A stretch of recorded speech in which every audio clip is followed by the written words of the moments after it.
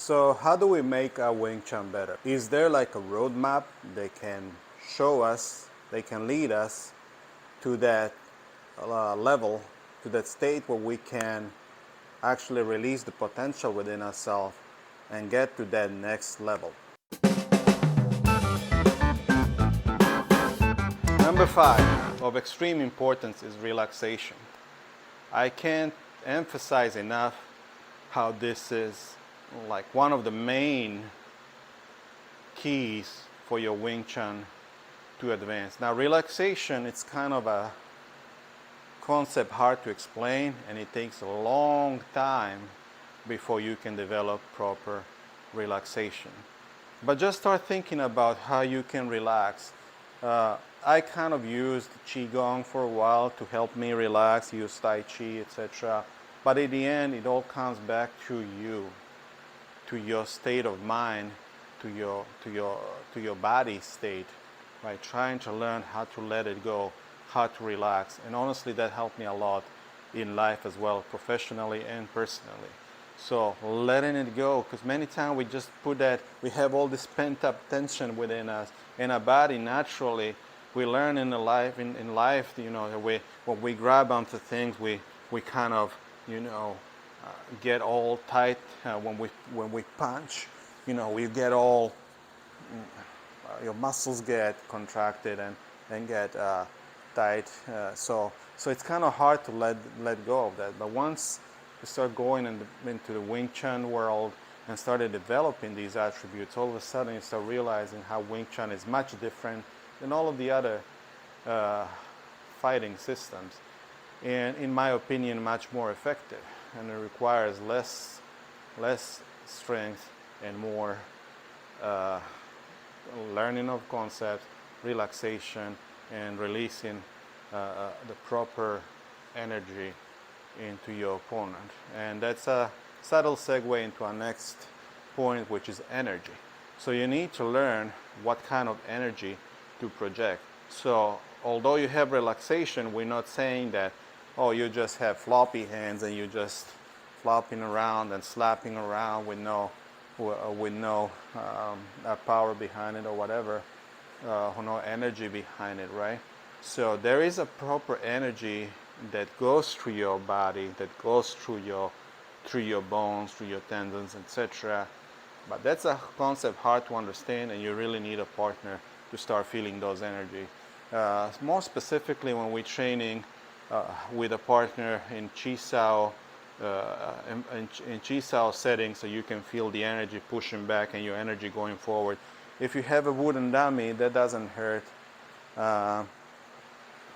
So you can kind of feel when the dummy is pushing back, you need to if you're letting it go or you're pushing it forward, borrowing the momentum of your opponent. So if I push forward and this body is pushing back at me, so if I try to push forward here and this arm is pushing at me, I need to learn how to direct that outside of my body without using my force, just with the structure. Again, we're talking about the structure again.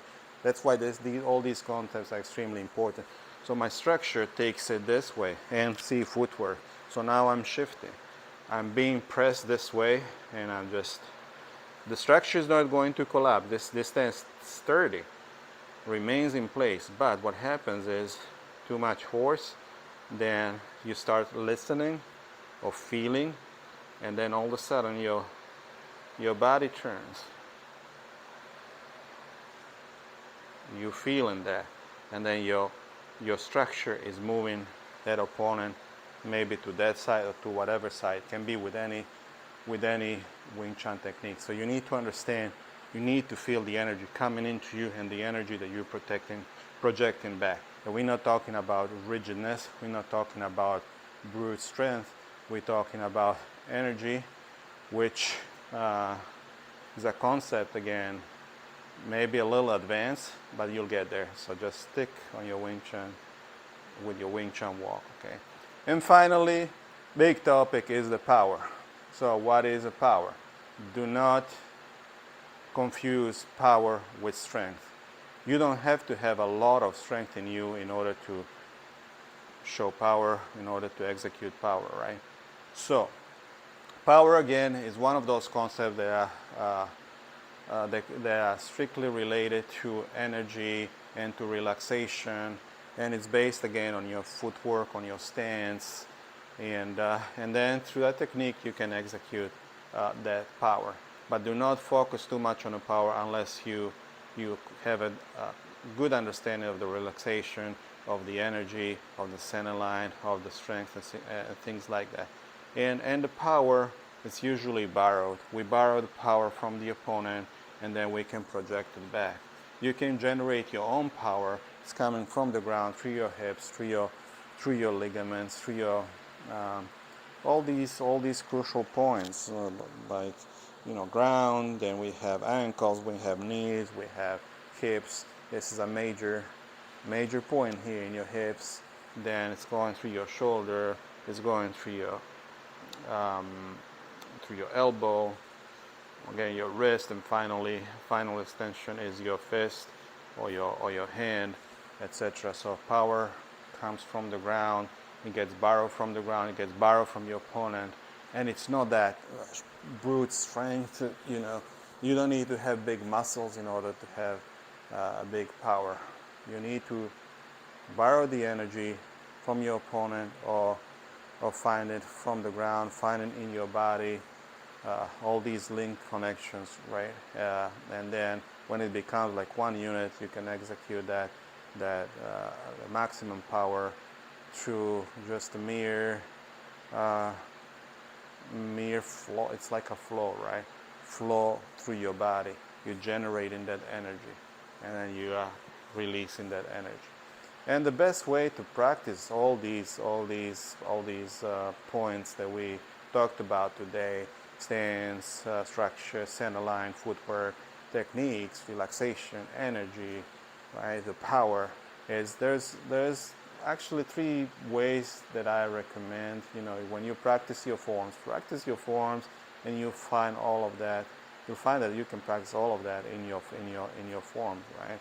Again, you can also practice with your partner. You can do drills with your partner, so you can do solo drills.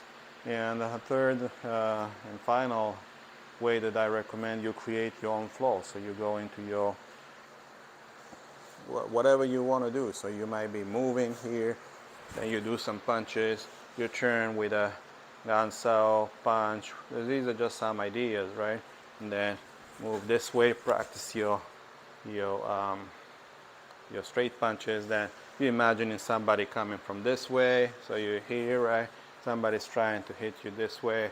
You turn with a down-south and a strike. Imagine somebody's coming low strike here, and you turn with a punch.